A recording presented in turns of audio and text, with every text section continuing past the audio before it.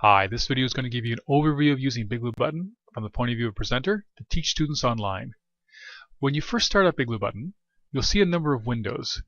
The first window you notice in the upper left-hand corner is the Users window. Your name will be shown in blue, and as other users join the session, you'll see them appear in the Users window. One of the first things you can do with users is chat with them. You can chat with all users by just typing into the All tab. And if you wanted to do a private chat, you can click the plus sign at the top, choose the user's name, click on them, and that'll open a private tab between you and that user. This is not visible to anybody else. Whatever you type in here, they will see, and they'll have a chance to respond back as well. If you're in a private chat tab and something happens in the All tab, you can just click on it, and you can see what the chat is for the group. In almost all cases, you want to talk to students directly. To join the audio bridge, click the headset icon in the upper left-hand corner.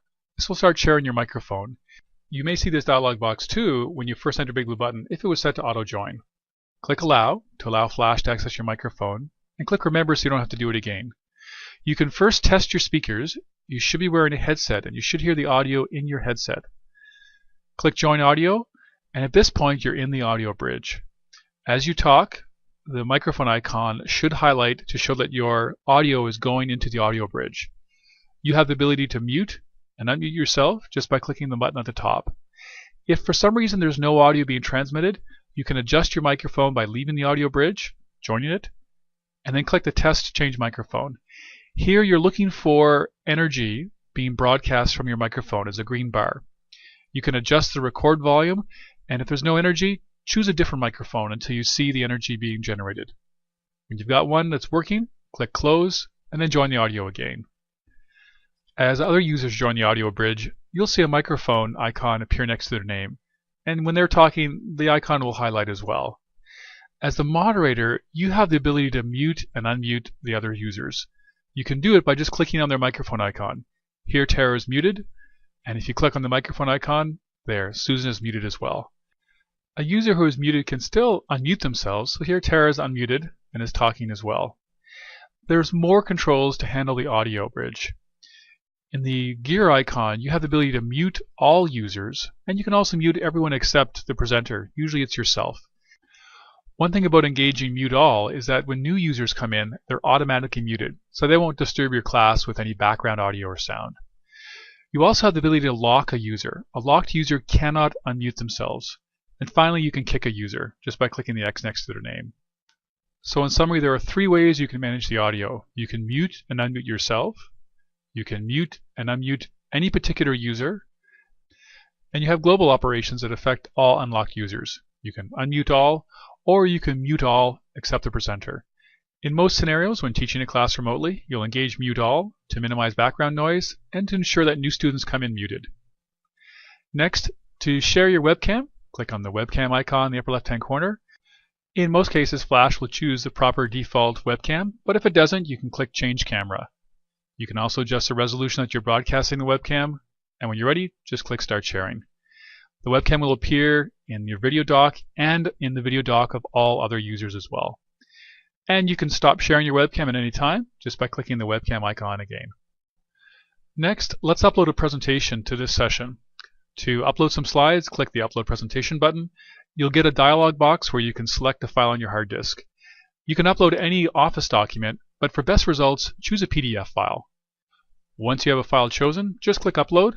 Big Blue Button will process the file and display it inside of the client of all other users. You control, as a presenter, exactly what users see. There's a mouse movement, and they'll see your mouse as well. And to show this, the presenter is on the left-hand side and the viewer is on the right. You can see as you move the mouse around, they see exactly where the pointer is. As you change the slides update on the remote users as well. And there's some annotation tools on the whiteboard. So let's choose a color white and the pencil, and we're going to start drawing. And again, side by side, you can see that the remote users are exactly in sync. You can jump to a particular slide, and you can also zoom in and out using the mouse wheel. And when the hand tool is active, you can click and drag around the presentation. Again, everything is kept in sync with remote users. If you want to zoom back out quickly, you can click the Fit to Page button in the lower right-hand corner, and it'll take you back out to show the full slide. There's more controls to the whiteboard, and to show that we'll upload another presentation. To upload a second presentation, again we'll click the upload dialog, select file. And this time we're going to upload a portrait document. So it could be a Word document, but again PDF is the best results. Here the Word document is shown fit to page, but it's kind of hard to read. So to make it easier and to show more, click the Fit to Width button. Doing that, and then choosing the hand tool, will allow you to pan up and down on the presentation. Just like before, you can go next and previous, and you can also zoom in and use the pen tool. This time we'll choose the black color, and you can highlight text as well. Again, all users are kept in sync each time you move back and forth in the slide. Next, we're going to upload one more document. A lot of time people wonder, how do I get a whiteboard with Big Blue Button? Well, the easy way is to upload a blank slide. And many times that's if you want to do some annotation or some math or some drawing for users. Here we're going to select the pen tool again. I'm using the mouse, but you'll actually find it easier if you use like a tablet and a pen to just control the mouse movements. But here I'm drawing some numbers, and if I want to have more space in the whiteboard, I can just zoom in and continue drawing equations as well. Again, remote users kept in sync, so when you zoom in, their display zooms in as well. So here I've drawn some equations. I'm going to zoom out. There's also a text tool for the whiteboard as well. So let me zoom in, and I'm going to show you by clicking on the text tool. You can click and drag a box, and then inside that box you can type in whatever text you want. You have the ability to change the color of the text, and you can also change the font size as well. When you're done entering text, just hit enter. And for all the whiteboard operations, if you want to undo any of them, you can just click the undo button on the whiteboard toolbar. You can also, as the moderator, give other users control of the presentation area just by clicking on the icon to the left of their name. So here, I've just made Tara the presenter. So I'm not moving the mouse at this point, Tara is. And when you want to take back presentation control, just click the icon to the left of your name, and you now become the presenter. You can also share your desktop in Big Blue Button as well. Click the Share My Desktop icon, and doing so will bring up a window that lets you choose a region of your desktop or full screen. Here we'll click full screen and accept the Java applet. That will start sharing the desktop. Big Blue Button will show what your users see in the thumbnail in the lower left-hand corner. They'll see the full size, you're just seeing the thumbnail. To show you how it works, we're just going to minimize our desktop, and let's say we're starting to show how to use Microsoft Word. If we switch back to Big Blue Button, you'll see in the preview theme that that's what users see there. You can see it says this is some text, and now it shows your desktop because that's what's currently visible. When you're done sharing your desktop, just click the close button.